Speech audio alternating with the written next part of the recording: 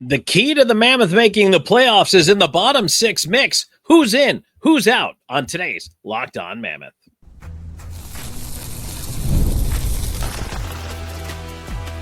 You are Locked On Mammoth, your daily podcast on the Utah Mammoth, part of the Locked On Podcast Network, your team every day. Hello, everyone, and welcome once again to Locked On Mammoth. Thanks for making us your first listen each and every single day when it comes to the Utah Mammoth hockey team. Yeah, we're in the offseason, but plenty of content coming your way. I'm Tom Callahan, veteran NHL voice, and want to talk to you today about the bottom six mix, who's in, who's out for the Utah Mammoth, and the impact that's going to have on their chances to make the playoffs. Robin Leonio is off. Robin, in fact, is on her way to a hockey tournament out there on the West Coast. And so, Robin, good luck. Hope you do well. And one of our guests from one of our earlier episodes, Kelly Queel, I believe, is going to be there with her team. I think the Utah Howl or the Alpacas are going to be part of that tournament as well. If you missed that episode, it's our first installment in growing the game here with the Utah Mammoth Locked On channel, and looking forward to doing a lot more cool episodes just like that in the future. As always, want to encourage you to give us your thoughts in the comments. And of course, if you don't already, please like and follow, subscribe to the podcast wherever you get your podcasts, and of course, on the YouTube channel here, as well as we're working our way towards 1,500 subscribers on YouTube. That's exciting news for us as well. Big milestone coming up. All right, bottom six mix.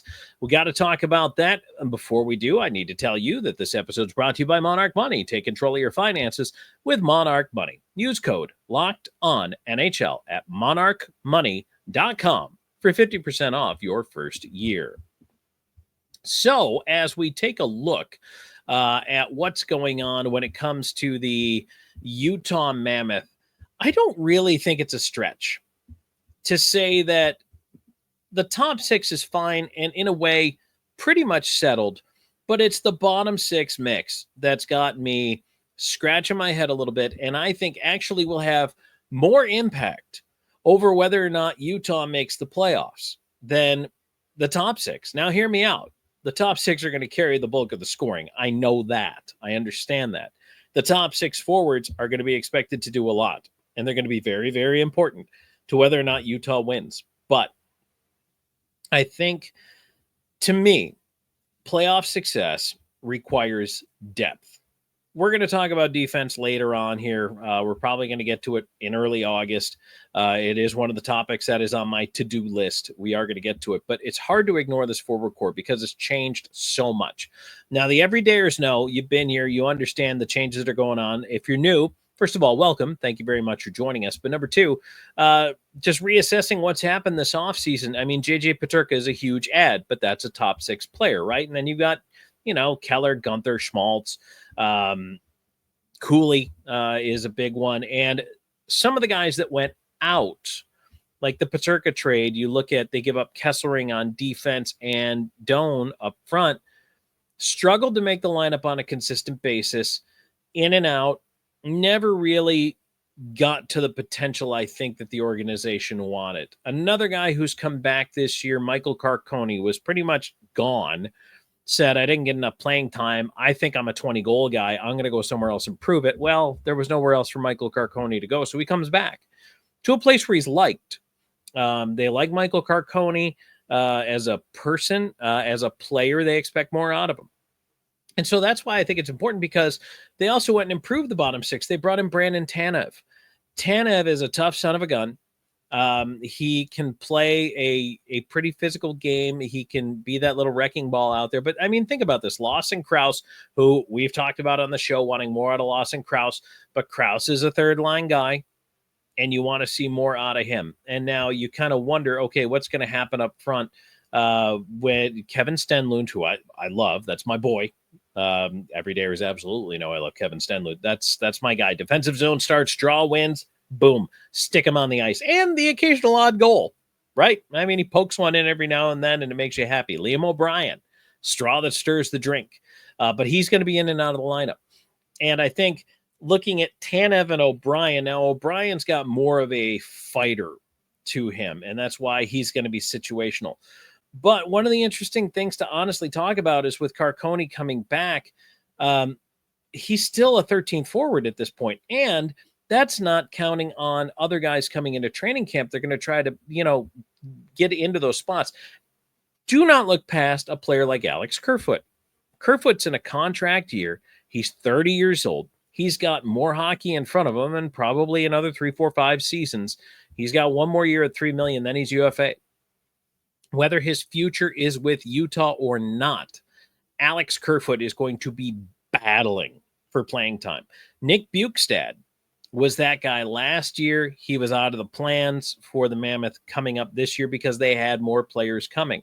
But he is a guy who can have that role. Jack McBain, they just extended McBain $4.25 million all the way through 2030. That's another guy. He needs to, all of these players, this is your bottom 6 mix. And this is why when we did our show the other day talking about line combos and trying to figure out where everybody fits in right now, I can't give Carcone a spot. I can't give O'Brien a spot because you know that Tanev, look, Utah, first of all, is one training camp surprise away from Nick Schmaltz on the third line. And that's no slight to Schmaltz. He's a really, really good player. And if he ended up on the third line, that would be bananas. Okay? Bananas. But it could happen. They could be that deep. And who knows of the guys coming in this year. And this is the point I want to make. And this is why I want to take a look at this mix. Because, so Doan goes out. Okay, he's out of that bottom 6 mix. But Daniil Boot talked about this. I don't see him. I know a lot of places have said, he's got to be top 6, top 6, top 6.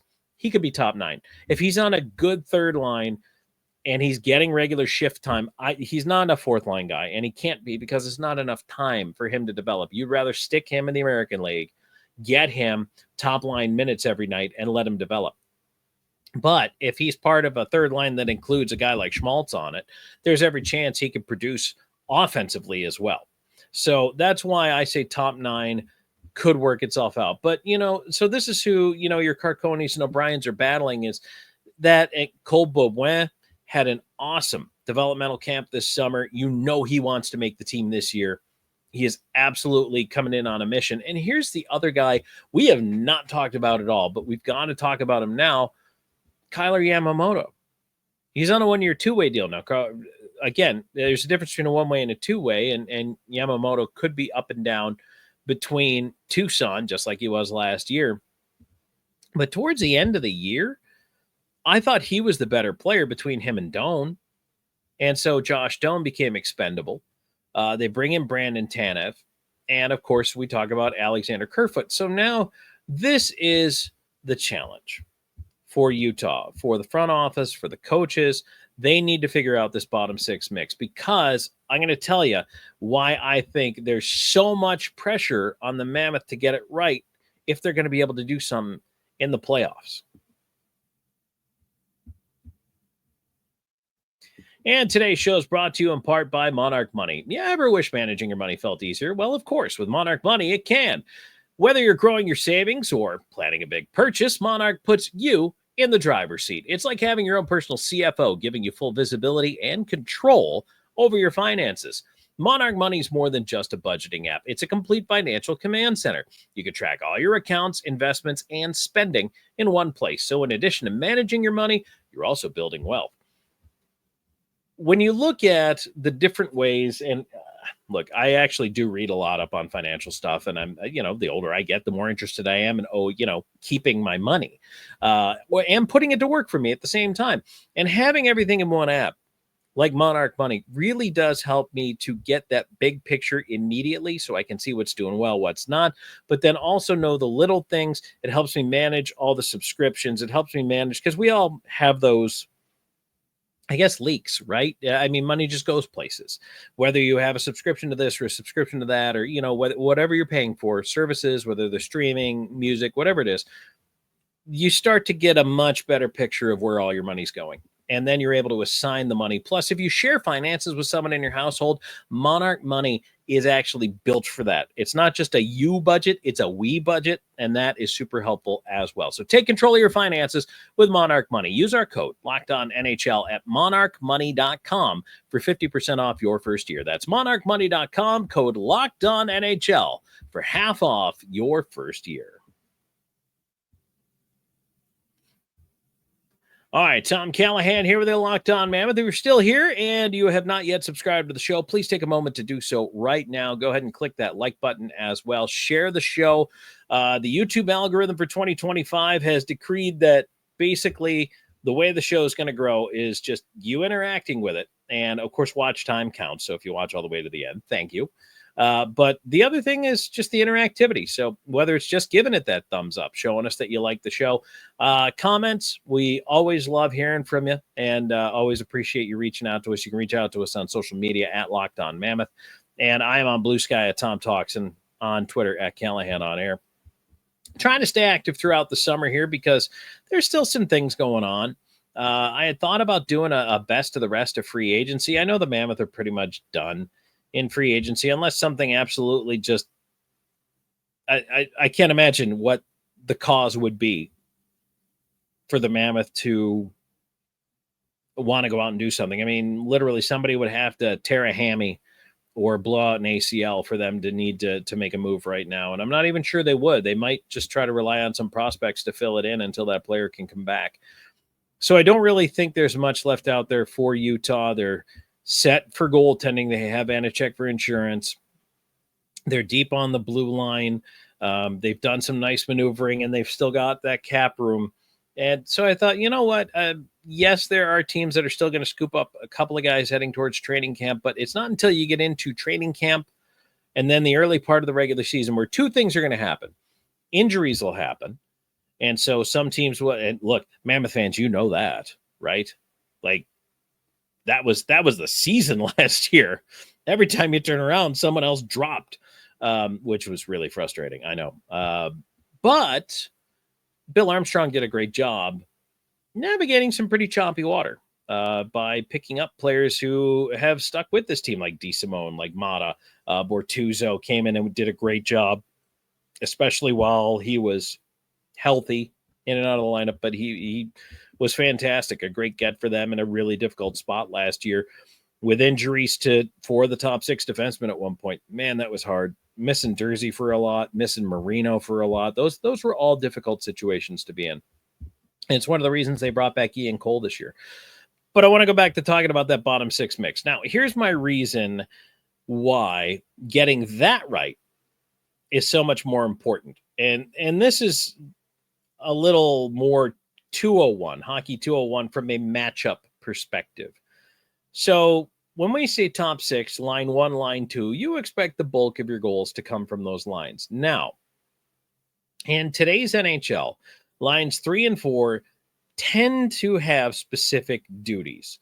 One is to check, and a lot of times one of those lines has to be incredibly solid defensively. So usually your third line, you're looking for guys who play hard in both ends of the rink, can be physical, and go out and just smother an opposing team's top line.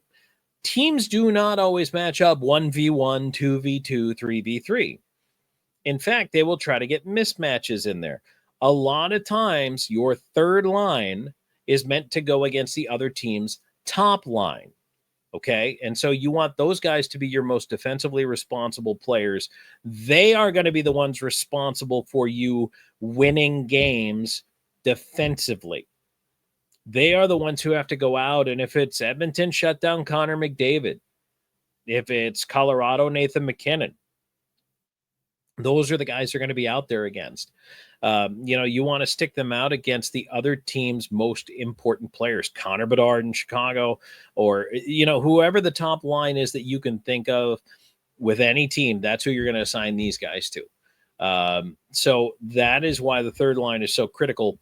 Defensively, they are the key. And if you don't have a good third line, if you can't rely on them to shut down the other team's top line, you then have to try to get 1v1 and just hope you win that battle. scoring more goals. And that's not a preferred MO for a lot of teams. They would rather have a shutdown third line and those guys that can go out and check and make life miserable on those opposing players. Hit them, put them in the glass, lean on them, make them play hard, heavy minutes, make them have to work for every single inch of ice. Do not give them time and space. That is what that unit is there to do. That's why those players are so critical. And you may not think of that. You think, oh, third line, who cares? Everybody cares. The third line is huge, and it's a role, and you have to play it. Now, the fourth line, that's another role, and it's an incredibly important role as well. Those guys don't get as much ice time, okay? Some of them might be penalty killers or situational zone starters like Kevin Stenlund, right? Stenlund comes in, and he's going to get 60% D-zone starts. That's just what his chart's going to look like. Why? Because he's excellent in the face-off circle. And that was one thing I complained about all last year was how the Mammoth needed to be better in the circle. And by the end of the year, they were. Not just because of him, but they got better in the face-off circle. So, good. Starting with possession gives you far more chance to do good things with the puck, but especially in the D zone, it doesn't put you behind the eight ball. It gives you a chance to control the play. And so Stenlund may not always be starting out in the D zone with the fourth line. He's probably going to get a few more minutes a night than some of the other fourth liners. Now, the rest of the fourth line, but really what their job is to be the disturbance in the force. They are to be the wrecking ball. They are the energy line, the momentum line. And your third line can be that too. They can go out and be crash and bang as well. But your fourth line, when those guys go over the board, the results that you want is energy. You want them to go out and just throw the shoulder, be physical, turn the momentum of play to your team. And if momentum is with your team, keep that momentum with your team. Go out and spend a physical shift in the other team zone if you can, just grinding it out on the wall. Cycle the puck along the wall, make the other team miserable. And they are going to do that for 10 to 12 minutes a night. Your top forwards are going to be getting a lot more than that. But those guys, some of them may only get 8 minutes if they don't play any special teams, if they're not killing penalties. But it's not the worst thing in the world to have a fourth line that plays 10 minutes a night if they're effective. The other thing is, too, is so there were a lot of times we saw last year that the Mammoth either lost games late or lost momentum in a period, and then it became fatal in a game. One bad goal you can overcome. But if you then go out and give up a second bad goal, or you just give up another goal, even if it's not a bad goal, then that's when that cloud can come in over your team. That's where you need a fourth line that you can send out over the boards, go, okay, you guys need to get out there and just blow up the mood of this game, change it around completely, and strengthen what's going on the ice. And so, look, this bottom six mix, it is critical that the Mammoth get this right. Because if they don't get it right, it could cost them games. It could cost them defensive matchups. It could cost them, especially at home. You've got last change. Now, here's another thing you may or may not know. At home, you get last change.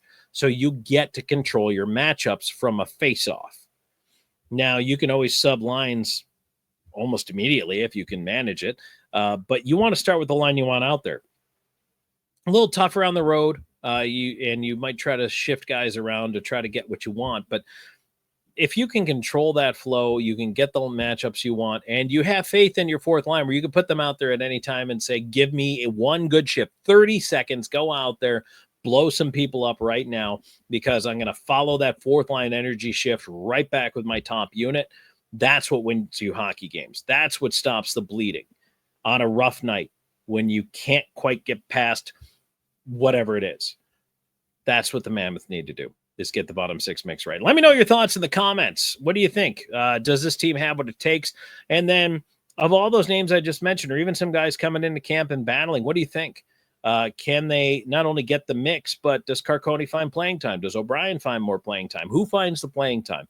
in that bottom six mix. And also, if there's anything else that you wanted to know about line matching or about matchups, any of that stuff that we can get into on another program, certainly let us know that as well. All right, I got to come back, wrap things up here in just a moment. Locked On Mammoth.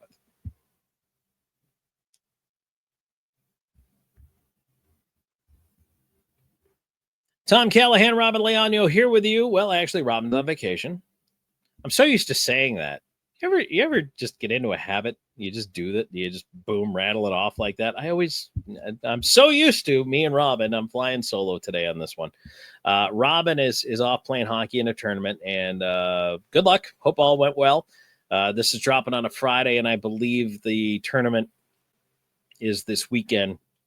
And you can always follow Robin on the socials at Robin with a Y _Leonio on Twitter. That is where she is most active. And I'm sure there will be plenty of tournament updates going on there. I am at Tom Talks on Blue Sky, at Callahan on Air on Twitter as well. Just want to kind of wrap this one up. One of the segments that we're going to do, or the shows we're going to do a little bit later on, we're going to reintroduce ourselves to you, the Locked On Mammoth fan base. I came on a year ago, May, to the show, and I have worked in the Coyotes organization. Maybe you know, maybe you don't. And I've worked in pro hockey. I've called games in the NHL. I've worked for NHL Network. But I think it's about time for those of you, because we picked up so many new followers and subscribers, to kind of reintroduce ourselves, who we are. So if you're on Reddit, they do AMAs, Ask Me Anything. We're going to do that, one show with me, one show with Robin, or if there's only 2 questions for each of us, I guess we'll just do one show. But we're going to kind of reintroduce ourselves, who we are, our background, and what got us into hockey, where we came from, how we started. And we encourage you to share your stories with us. How did you get into hockey? What got you into this great game? And what keeps you here?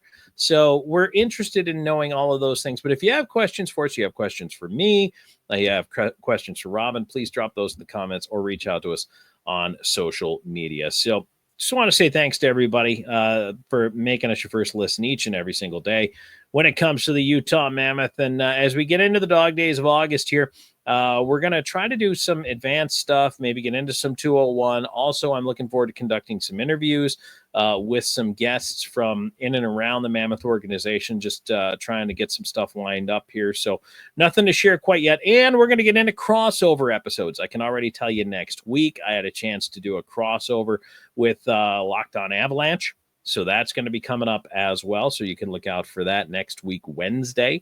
And we look forward to chatting with you all then. So thanks, as always, everybody, for making us a part of your hockey listening. And hey, you know what? If there's anything you ever need, please reach out to us. Thanks. We'll talk to you next time on Locked On Mammoth.